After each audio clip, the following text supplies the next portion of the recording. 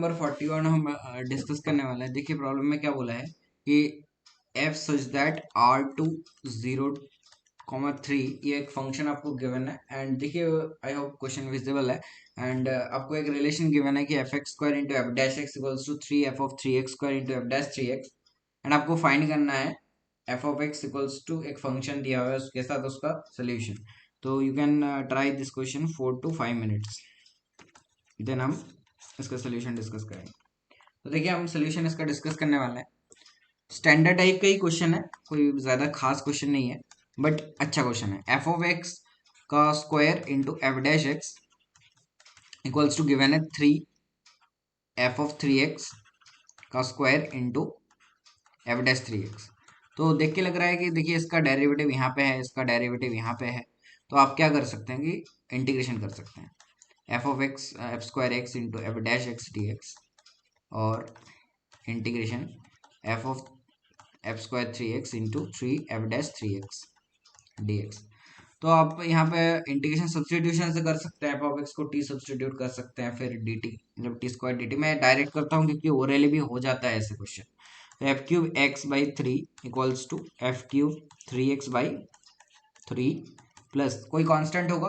देखिए डिनोमिनेटर में 3 है तो मैं कांस्टेंट भी उसी तरह से ले लेता हूँ k/3। तो हमारे पास रिलेशन क्या आ जाएगा, अगर थोड़ा सॉल्व करें तो F cube X equals to F cube 3x plus K. अच्छा इसको मैं ऐसे भी लिख सकता हूँ कि F cube X minus F cube 3x equals to K. ये हमारे पास फंक्शनल इक्वेशन आ गया। अब हमारा काम है कि ये जो इक्वेशन आया है इसको सॉल्व करने का। इसको सॉल्व कैसे करते हैं, अगर आपने नहीं किया है पहले इस तरह के क्वेश्चन तो आपको मजा तो आएगा ही मेथड देखने में। बेसिकली कई 2-3 पॉइंट्स का ध्यान रखना है। पहले तो ये फंक्शन कंटिन्यूअस होना चाहिए जो मेथड में अप्लाई करने वाला हूँ उसके लिए। तो कंटिन्यूटी बहुत इंपॉर्टेंट है। तो देखिए एफ इज डिफरेंशिएबल गिवन है, ठीक है। क्वेश्चन को देखिएगा थोड़ा, तो एफ इज डिफरेंशिएबल गिवन है मतलब कंटिन्यूअस तो हो ही गया। तो हम वो मेथड अप्लाई कर सकते हैं। तो कैसे करेंगे, तो देखिए मैं x को x/3 से रिप्लेस अगर कर दूं तो मेरा क्या बन जाएगा ये कि F cube x/3 minus F cube X equals to K. इसको मैं फर्स्ट इक्वेशन मानता हूँ। अच्छा फिर से मैं अगर x को x/3 कर लूँ तो क्या होगा, F cube x/3 square minus F cube x/3 equals to K. मैं अगर फिर से x को x/3 से रिप्लेस कर दूँ तो क्या होगा, F cube x/3 cube minus F cube x/3 square equal to K. मैं अगर फिर से करूँ तो क्या होगा, F cube x/3 minus F cube x/3 to the power cube equal to K. मैं अगर ऐसे 100 साल तक करता रहूं और nth टर्म तक पहुंच जाऊं तो क्या मैं लिख सकता हूं x/3 to the power n minus F cube x/3 to the power n minus 1 equals to K. तो इस ये 2 इक्वेशन है, ये थर्ड इक्वेशन, ये फोर्थ इक्वेशन, ये nth इक्वेशन। आप ऐसे कर सकते हैं, टाइम पास भी हो जाएगा। अब इनमें क्या करेंगे कि एडिशन करेंगे। इनमें 1+2+3 सारे इक्वेशन को एक बार ऐड करके देखिए क्या आता है। देखिए मजे की बात यह है कि ये कैंसिल होने लग रहा है, टेलीस्कोपिंग बन रहा है। एफ क्यूब x/3 स्क्वायर ये इस तरह से पैटर्न में कैंसिल हो रहा है, तो ये टर्म भी कैंसिल हो जाएगा। आप nth टर्म में करेंगे तो इसका फर्स्ट टर्म और इसका लास्ट टर्म का सब्ट्रैक्शन आ जाएगा। तो क्या आपके पास आ जाएगा कि F cube x/3 to the power n minus F cube X equal to K आ जाएगा। Minus F cube X equals to K आ जाएगा। के आएगा या क्या आएगा, के आएगा या क्या आएगा।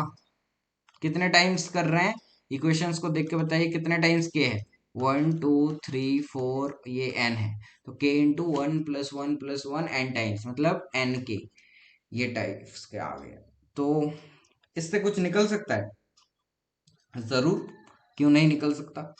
देखें ये जो मैंने एन टाइम किया, आप तो ऐसे 100 साल तक कर सकते हैं। इसका मतलब मैं अगर इनफाइनाइट में सोचूं क्या होगा, मैं दोनों तरफ अगर लिमिट लेके सोचूं n टेंड टू इन्फिनिटी में, तो F cube x/3 to the power n minus F cube X limit n tending to infinity n के बराबर हो जाएगा।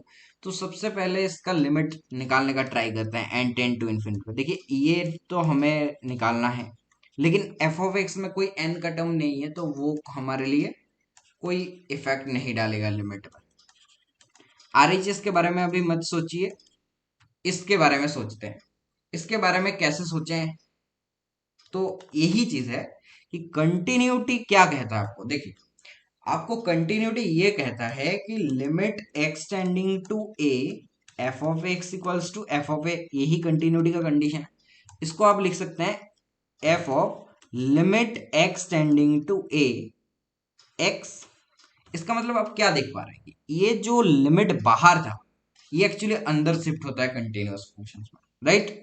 ये जो लिमिट बाहर था ये कंटिन्यूअस फंक्शन में अंदर शिफ्ट होता है, यही एक कंटिन्यूअस फंक्शन का फीचर है। तो इसमें आप कुछ देर के मान लीजिए कि एफ अपना वेरिएबल है एक्स के टर्म में, नहीं एन के टर्म में। तो एन का जो लिमिट है मैं अंदर तो ले सकता हूं इस तरह से, limit N tending to infinity X by 3 to the power n ऐसे करके, minus F cube X equals to limit N tending to infinity N into K. अच्छा, इसमें ही फोकस करते हैं। देखिए एफ क्यूब आपको क्लियरली दिख रहा है कि एक्स क्या है, एक्स कुछ भी हो by 3 to the power n, उसका लिमिट निकाल के देख सकते हैं आप। तो x तो n के लिमिट में कोई रोल ही नहीं है x का, तो x को आप बाहर भी ले सकते हैं, मतलब 1/3 तो x इंटू जीरो मतलब F cube zero minus F cube X equals to आपके पास आ गया limit n tending to infinity n into K. अब क्वेश्चन में वापस चलेंगे। क्या क्वेश्चन में ये चीज गिवन है, ये चीज क्या रिप्रेजेंट करता है, ये जो बॉक्स दिया होता है ये क्या रिप्रेजेंट करता है, if such that A to B, ये कोडोमेन होता है ना, ये तो कोडोमेन होता है।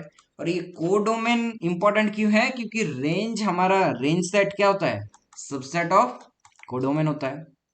तो आप यहाँ से जो बी 0 to 3 दिया है, क्या आप नहीं बोल सकते कि इसका रेंज भी 0 to 3 का सबसेट होगा। इसका मतलब मैं लिख सकता हूँ 0 less equals to F of X less equals to 3, of course मैं लिख सकता हूँ। तो अगर ये है तो 0 less equals to F cube X less equals to 27 मैं लिख सकता हूँ। तो एफ ऑफ जीरो हो कुछ भी हो, ये जो मेरा लेफ्ट साइड बन रहा है ये तो कोई बाउंडेड फंक्शन ही होगा, कोई अनबाउंडेड फंक्शन थोड़ी हो जाएगा, बाउंडेड ही होगा। बाउंडेड क्यों बता रहे हैं, अब आपको समझ में आएगा क्यों बता रहे हैं। तो देखिए F cube zero minus F cube X equals to आपने बोला limit N tending to infinity N into K. अब मजा यहाँ पे है कि हमारे पास जो आरएचएस बता रहा है इसमें के तो एक कांस्टेंट था, के तो कोई आर्बिटरी कांस्टेंट है। तो के का वैल्यू अगर मैं 1 ले लूं तो ये लिमिट तो इनफाइनाइट हो जाएगा, 2 लूं तो इनफाइनाइट हो जाएगा, 3 लूं तो इनफाइनाइट हो जाएगा, के का वैल्यू -3 लूं तो माइनस इनफाइनाइट हो जाएगा। लेकिन मेरा लेफ्ट साइड क्या है, लेफ्ट साइड तो एक बाउंडेड है, ये इनफाइनाइट माइनस इनफाइनाइट कैसे हो सकता है, इसका तो एक पर्टिकुलर रेंज है। अगर आप रेंज निकालना चाहे तो निकाल लीजिए, जैसे ये 27 के इक्वल है और ये भी F cube F of zero का वैल्यू आपको अभी नहीं पता, बट वो भी 0 to 3 के बीच में ही होगा। आई मीन अगर क्यूब ले रहे हैं तो 0 to 27 के बीच में होगा। तो ये तो एक पर्टिकुलर बाउंडेड फंक्शन जैसा आएगा, राइट। तो ये चीज तो या तो इनफाइनाइट हो रहा है या माइनस इनफाइनाइट हो रहा है। लेकिन एक चीज सोचिए, के का तो ऐसा भी एक वैल्यू है के इक्वल टू जीरो जो इसको जीरो बना सकता है। अब आप बोलेंगे कि 0 into इनफाइनाइट फॉर्म बन गया, नहीं, उस जो 0 into इनफाइनाइट इंडिटरमिनेट फॉर्म होता है वहां पे ये जो जीरो होता है ये 10 to 0 होता है, वो एग्जैक्ट जीरो नहीं होता है। समझ पा रहे हैं कि जो लिमिट में 0 into इनफिनिटी फॉर्म होता है उसमें जीरो भी एग्जैक्ट जीरो नहीं होता है। अगर एग्जैक्ट जीरो है तो इसका आंसर जीरो ही होता है। लेकिन वहां पे क्या होता है कि लिमिट मतलब आप अप्रोच कर रहे हैं, तो वहां पे 10 to 0 होता है, नॉट एग्जैक्ट जीरो। लेकिन यहाँ पे मैं अगर के को एग्जैक्ट जीरो मानूं तो ये बाउंडेड भी हो जाएगा, left side bounded equal to zero. हाँ, बाउंडेड फंक्शन ये हो सकता है कि ये दोनों इक्वल हो जाए, तब जाके हम बोल सकते हैं कि ऐसा हो जाएगा कि bounded set equal to zero, मतलब वहां पे एक ही एलिमेंट है जीरो सेट, तो ये हम बोल सकते हैं। तो ओनली पॉसिबिलिटी क्या आएगा, अब थोड़ा इस वीडियो को रिवाइंड करके देख सकते हैं मैंने क्या बताया, क्योंकि के कोई भी दूसरा वैल्यू के लिए आपको पता पड़ेगा कि ये आरएचएस इन्फिनिटी या माइनस इन्फिनिटी हो जाएगा। एक ही के का वैल्यू है कि only possibility that K should be equal to zero. K अगर जीरो हो जाएगा, के अगर जीरो हो जाएगा तो F cube X minus F cube zero equal to zero हो जाएगा। इसका मतलब F of X F of zero के बराबर हो जाएगा। F of X F of zero के बराबर हो जाएगा, राइट। ठीक है, लेकिन अभी भी हमारे पास इंफॉर्मेशन नहीं है कि एफ ऑफ जीरो क्या है। एफ ऑफ जीरो क्या है? एक इंफॉर्मेशन ही बस गिवन है कि limit X tend to infinity F of X equals to 2 है। क्या इंफॉर्मेशन गिवन है?